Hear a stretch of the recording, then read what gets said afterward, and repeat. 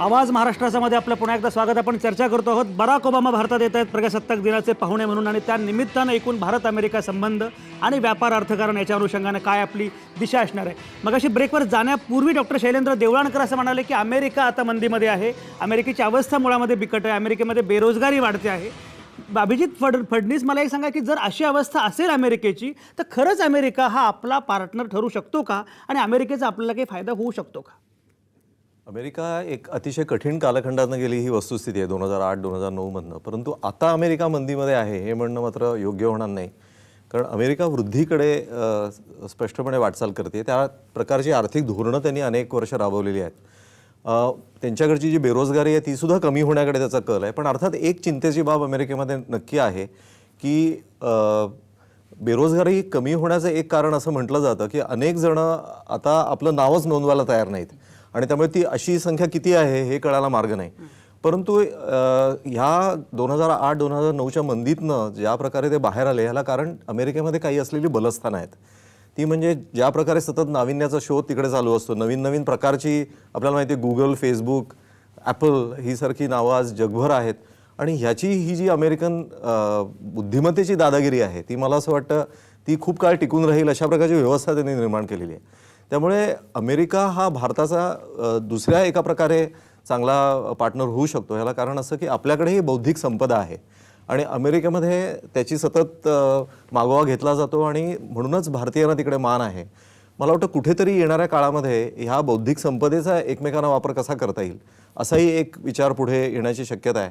मला असं वाटतं की वैभव वझे कदाचित त्यांनी मगाशी जाता जाता उल्लेख केला त्याचा, की मोदींनी त्याचा उल्लेख केलेला होता की आपण अशा प्रकारे एकत्र येऊ शकतो का.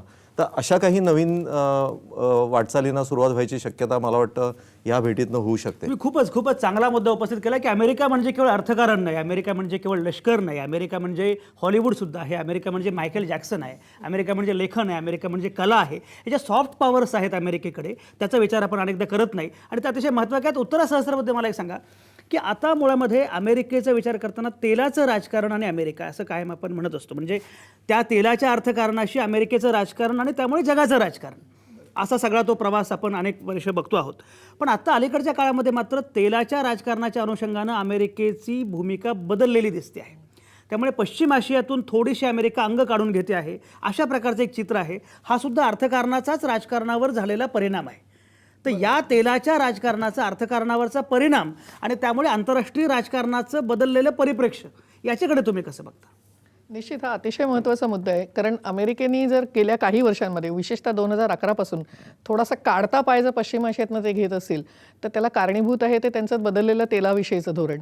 अमेरिकेमध्ये ज्यावेळेला शेल गॅस एक्सप्लोअर करायची टेक्नॉलॉजी डेव्हलप झाली तेव्हापासून त्यांचं शेल गॅसचं उत्पादन वाढलं, आणि ते उत्पादन वाढल्यामुळे पश्चिम आशियातल्या तेलावरती असलेलं त्यांचं अवलंबित्व कमी कमी होत चाललेलं आहे. त्यामुळे तिथे त्यांना तसा स्टेक उरलेला नाही. आज खरं पाहिलं तर पश्चिम आशियामध्ये एकच गोष्ट आहे जी अमेरिकेला बांधून ठेवू शकेल आणि पुढच्या काळामध्येही राहील, ती म्हणजे इस्रायलशी असलेले त्यांचे संबंध. परंतु निव्वळ तेलासाठी अमेरिका एखादी राजवट तिकडची टिकवायला किंवा पाडायला धडपड करेल असं काही नाही आहे. आता दुसरा मुद्दा त्या तेलाच्या राजकारणातला असा आहे की आज तेलाचे भाव पडत आहेत आणि अक्षरशः $50 पर बॅरलच्याही खाली ते घसरलेले आहेत. ही जी घसरण चालू आहे किमतीची, त्या घसरणीमधून अमेरिका अनेकांना शह देण्याचा प्रयत्न करते. विशेषतः आज त्यांना रशियाचं नाक आवळायचं आहे असं म्हटलं जातं. आणि कारण की तेलाचे भाव कमी झाले तर आज रशिया हा देश असा आहे की जो प्रामुख्याने तेलाच्या एक्सपोर्टवरती अवलंबून असलेला देश आहे. त्यांची नाकेबंदी करणं, कुठेतरी सौदी अरेबियाला मुरड घालणं, कुठेतरी इराणविषयी त्यांचं जे धोरण आहे ते यशस्वी होणं हे त्यांना बघायचं आहे. आणि त्याच्याच बरोबरीने आज जे इसिसचं भूत पश्चिम आशियामध्ये निर्माण झालेलं आहे, जर तेलाचे भाव खाली आले तर कुठे इसिसला किंवा इसिसच्या राजकारणाला त्याच्यामध्ये मर्यादा पडतील अशी देखील आशा अमेरिकेला आहे. आणि ह्याच्यातून अमेरिकेचं हे जे तेलाचं राजकारण आहे त्याकडे आपण बघू शकतो. दुसऱ्या बाजूला एक आपल्याला लक्षात ठेवलं पाहिजे की हे जे पडते भाव आहेत तेलाचे, म्हणजे हे जे अमेरिकेचं धोरण आहे ते पडू देण्याचं, त्या पडत्या भावाचा फायदा हा चीन आणि भारत आपल्या दोघांनाही सारखाच सध्या होतो आहे. तो जितका होईल तितका आपण उठवून घेतला पाहिजे. अगदी बरोबर. एकूण हे जिओ पॉलिटिक्स किंवा भू राजकीय संदर्भ सुद्धा आता तेलाच्या राजकारणानंतर बरेच बदलणार आहेत. भूषण गोखले आपल्यासोबत आहेत. भूषण गोखले, मगाशी तुमचा संपर्क जरा तुटला होता. मला एक सांगा की संरक्षण हा महत्त्वाचा मुद्दा आहे भारत अमेरिकेच्या संदर्भामध्ये, आणि मगाशी डॉक्टर रोहन चौधरींनी जो उल्लेख केला होता की 2005 मध्ये या प्रकारची एक नवीन रचना करण्याचा प्रयत्न झाला होता. आणि गंमत म्हणजे योगायोगाचा भाग असा की आता राष्ट्रपती असणारे प्रणव मुखर्जी हे तेव्हा संरक्षण मंत्री होते. आता हे सगळं बदलतंय, संरक्षण व्यापाराची दिशा बदलते आहे. आता भारत अमेरिकेच्या अनुषंगानं संरक्षण व्यापार या संदर्भामध्ये काय असेल पुढचं, हे तुम्ही कसं बघता आहात? डॉक्टर रोहन चौधरी, तुम्हालाच मी पुन्हा हा प्रश्न विचारतो. भूषण गोखलेंशी पुन्हा संपर्क तुटलेला आहे.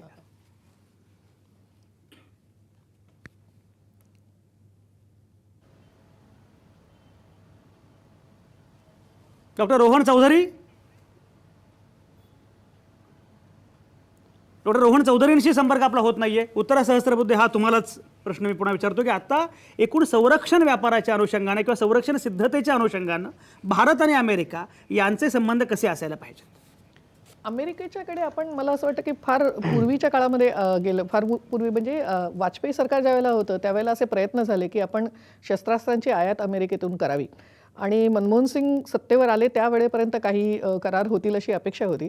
परंतु अमेरिकेच्या बरोबर डायरेक्ट शस्त्र आयात करायचे करार करण्यामागे भारतामध्ये त्याच्या विरोधाचं एक फार मोठ्या प्रमाणात जनमत आहे, आणि त्याला एक कोल्ड वॉरचं जे पॉलिटिक्स आहे त्याची पार्श्वभूमी आहे. आणि त्यामुळे मग असं झालं की अमेरिकेच्या ऐवजी ते रूटिंग इस्रायलमधनं झालं.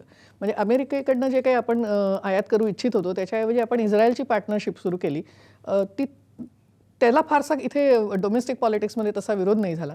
परंतु आपण जर इकडल्या अनेक राजकीय गट आणि पक्ष ह्यांचा अमेरिकेला असलेला थेट विरोध लक्षात घेतला तर त्या पद्धतीला त्यांचा विरोध होता. बरोबर. आपल्याकडे वेळ आता जरा कमी आहे. आपण सगळे मुद्दे घेऊयात. वैभव वझे, मला एक सांगा की मुळामध्ये भारत आणि अमेरिका या सगळ्यात महत्त्वाचा जो बदल आता दिसतोय तो परसेप्शनचा आहे. म्हणजे भारताकडे पूर्वी ज्या प्रकारे बघितलं जायचं आणि आता बघितलं जात आहे याच्यामध्ये खूप मूलभूत फरक पडलाय, असं काही वाटतं का? निश्चितच वाटतं, कारण ज्या पद्धतीने आपण म्हणजे अमेरिकेवर जी सातत्याने टीका जी होत होती ती अशी होत होती की भारत ही त्यांच्यासाठी एक बाजारपेठ आहे.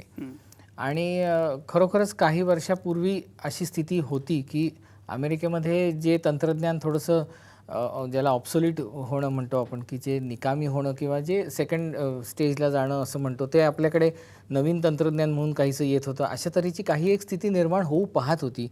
पण सुदैवाने आज असं चित्र नाही, कारण अमेरिकेला हे पटलेलं आहे की भारतीय अर्थव्यवस्था ही खंबीर उभी आहे, कारण तिचा देशांतर्गतच वस्तूंची मागणी देशांतर्गतच इतकी आहे की देशांतर्गत व्यापार हा तिचा खूप स्ट्रॉंग आहे. त्यामुळे अमेरिकेकडे आता त्या दृष्टीने पाहायची गरज नाही आहे की अमेरिका हे भारताला केवळ तिचा एक ग्राहक समजते आहे. पण म्हणूनच आता अमेरिकेची अशी भूमिका खरं म्हणजे असणं गरजेचं आहे असं आपण म्हणणं धाडसाचं ठरेल, पण किंवा आपण तशी परिस्थिती निर्माण करायला. मला एक सांगा की आता भारत अमेरिका या चर्चेनंतर आगामी अर्थसंकल्पामध्ये काय बदल होतील, काय अपेक्षा आहे तुमची?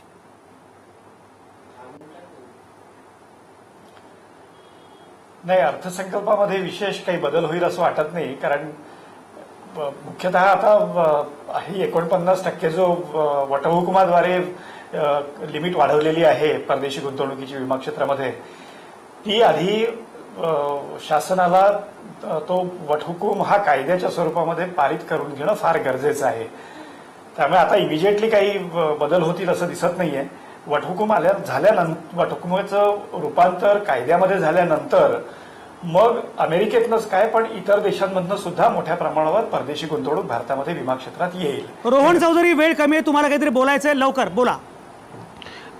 बराक ओबामांनी एक स्टेटमेंट केलेलं, one of the defining partnership in the 21st century is priority for US government and US defence department is India. तर त्याच्याप्रमाणे संधी जर आपल्याकडे चालून आले असेल तर त्याचं सोनं करण्याची आपल्यात कपॅसिटी आहे का हे बघणं महत्त्वाचं आहे. त्याचं कारण आपला जो डिफेन्स इकॉनॉमिक्सचा जो भाग आहे त्याच्यात इतिहासात आपण डिफेन्स वर्सेस डेव्हलपमेंट 1961 पर्यंत होतो, त्यानंतर डिफेन्स और डेव्हलपमेंट होतो. आता जर आपण डिफेन्स विथ डेव्हलपमेंट असा जर मुद्दा पुढे आणला तर अमेरिका असो, चीन असो, रशिया हे जे आपल्याला संधी उपलब्ध करून देतील त्या संधीची संधी आपण गमावू नये असं या अमेरिका अगदी अगदी बरोबर. अतिशय अतिशय महत्त्वाचा मुद्दा आहे. खरं म्हणजे भारत अमेरिका संबंधांचा अर्थकारणाच्या अनुषंगाने विचार अनेक महत्त्वाचे मुद्दे उपस्थित झालेले आहेत आणि खरं म्हणजे मगाशी म्हटल्याप्रमाणे की मुळात परसेप्शन बदललेलं आहे. भारत आणि अमेरिका हे आता पार्टनर म्हणून एका अर्थानं काही वेळा असं वाटतं की अमेरिकेसाठी भारत हा तारणहार आहे की काय, अशा प्रकारे सुद्धा भारताचा रोल पुढे येतोय. त्याचवेळी भारतासाठी अमेरिका अतिशय महत्त्वाची आहे. त्यामुळे कोणी कमी महत्त्वाचं किंवा कोणी जास्त महत्त्वाचं असं नाही. तुल्यबळ एकाच स्वरूपाचे अशा प्रकारचे पार्टनर म्हणून भारत आणि अमेरिका आगामी काळात असणार आहेत आणि त्याचा एकूण अर्थकारणावर खूप मोठा परिणाम होणार आहे. खरं म्हणजे बरेच मुद्दे आपल्याला उपस्थित करता आले असते, पण नेमके आज कमर्शियल्स वाढले, एकूणच अर्थकारणाला गती मिळालेली आहे असं दिसतंय. खरं म्हणजे याच्यापेक्षाही आणखी बरेच तपशील आपल्याला बोलता येणं शक्य आहे, पण एकूण एक नक्कीच आहे की येत्या काही दिवसांमध्ये भारत अमेरिका यांचे संबंध वाढतील आणि त्याच्यामुळे अर्थकारणामध्ये एक नवी सळसळ निर्माण होईल ही आशा आपण घेऊयात. नामवंतांचे आभार. तुमच्या आतल्या आवाजासह पाहत आणि ऐकत रहा आवाज महाराष्ट्राचा.